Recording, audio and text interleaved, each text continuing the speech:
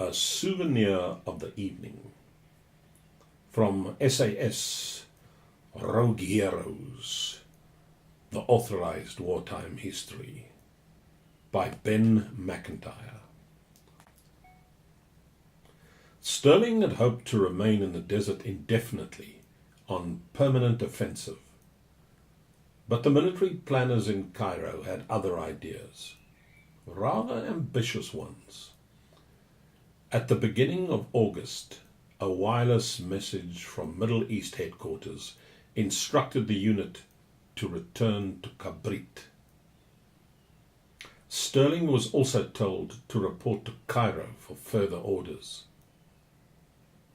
He responded with a vigorous objection and a request to be left to continue operations that were proving most effective.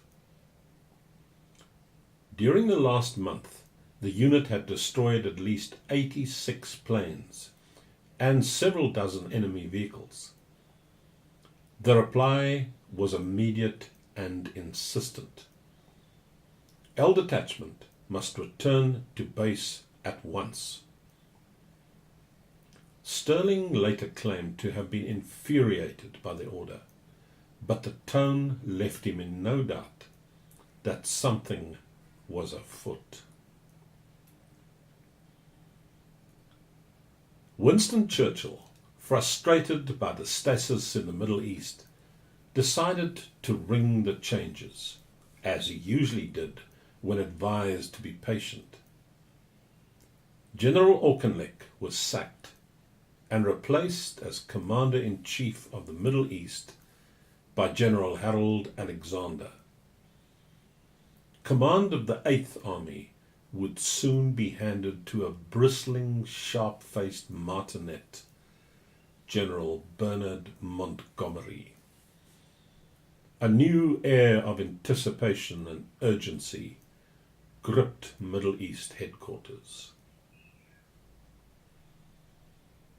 Stirling needed to fight for the future of the SAS. His first sortie in this campaign would be across a formal dinner table. On the evening of the 8th of August, David Stirling shaved, bathed, climbed into his brother's dinner jacket, and prepared to launch a charm offensive against Winston Churchill. The invitation to a private dinner with the Prime Minister at the British Embassy in Cairo was almost certainly the result of Randolph Churchill's enthusiastic letters to his father, describing the exploits of L Detachment and its fearless young leader. Stirling certainly believed that Randolph had been talking to his father in much the manner I had hoped. Fitzroy MacLean, now fully recovered from the car crash, had also received an invitation. The other guests included General Alexander, the newly arrived Commander-in-Chief, and Field Marshal Jan Smuts, South Africa's Prime Minister and a member of the Imperial War Cabinet. In the space of a few days, Stirling went from blowing up planes with machine guns to dining with prime ministers and generals in evening dress. It was a strange war. Churchill was stopping off in Cairo on the way to Moscow for his first face-to-face meeting with Stalin, an encounter which his wife Clementine characterized as a visit to the ogre in his den.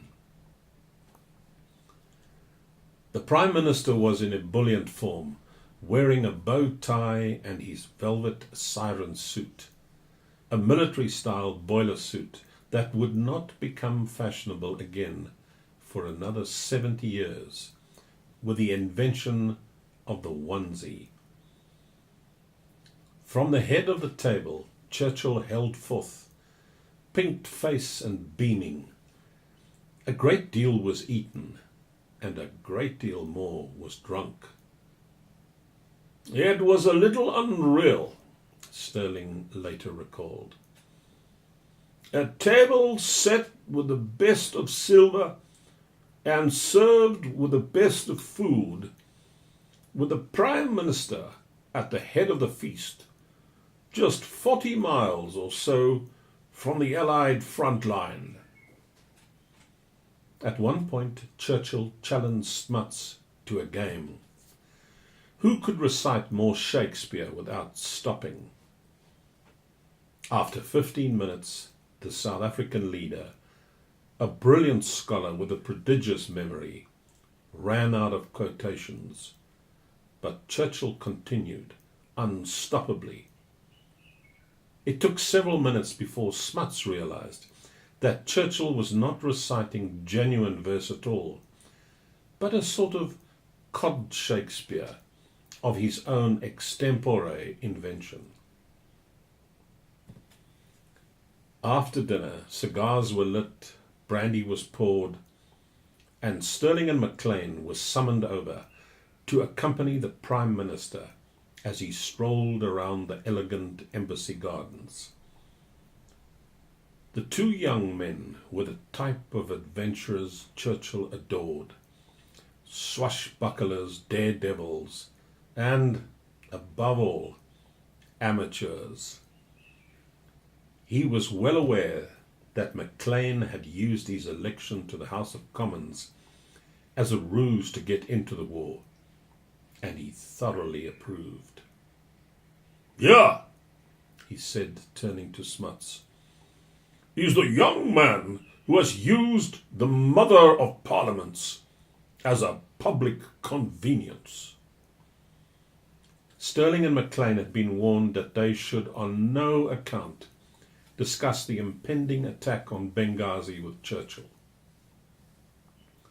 The Prime Minister was regarded by some of his staff as an inveterate gossip and a major security risk, with a habit of turning top-secret information into amusing after-dinner entertainment.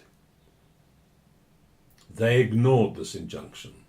For the next few minutes, Churchill listened intently as the two young officers described L Detachment, its methods, successes, and plans for the future.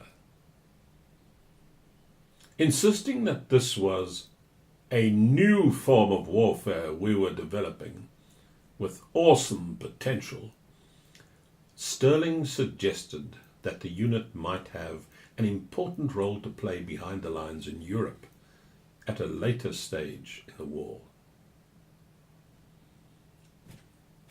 Churchill was bowled over by Sterling, intrigued by the contrast between the young man's gentle demeanour and his ferocious pursuit of the enemy. When the Prime Minister rejoined Smuts in the embassy drawing room, he described to him Sterling's record of destruction and quoted the famous lines from Byron's Don Juan. "He was the mildest mannered man that ever scuttled ship or cut a throat."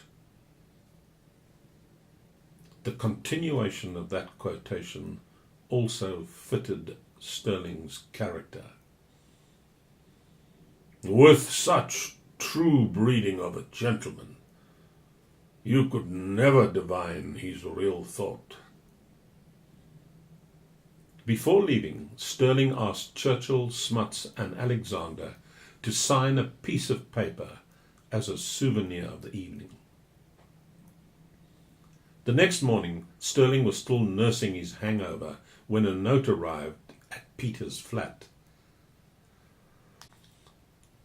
From Sir Leslie Rowan, Churchill's private secretary, it read, "I have been asked by my chief to ask you to let me have for him, without further delay, the short note for which he called, on what you would advise should be done to concentrate and coordinate the work you are doing.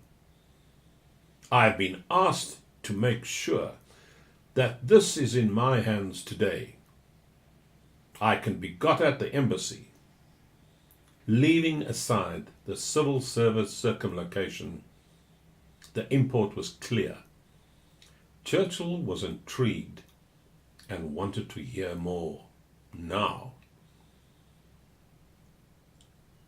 Stirling immediately set to work on his brother's typewriter and bashed out a 2-page memo headed Top Secret, written so fast that it included several spelling mistakes and missing words. All existing special service units in the Middle East be disbanded and selected personnel absorbed as required by L Detachment. Control to rest with the officer commanding L Detachment and not with any outside body. The planning of operations to remain, as hitherto, the prerogative of L Detachment. In other words, Stirling proposed to take over all special forces, extract anyone he wanted for his own team, and then run operations exactly as he saw fit. This scheme, he said, would increase versatility and resourcefulness with obvious advantages from the point of view of security. But it would also leave him free from interference, with the unstated implication that the bureaucrats at headquarters were incompetent, interfering gossips. It was a power grab, pure and simple, and it worked. That evening, Stirling was summoned back to the embassy for further discussions.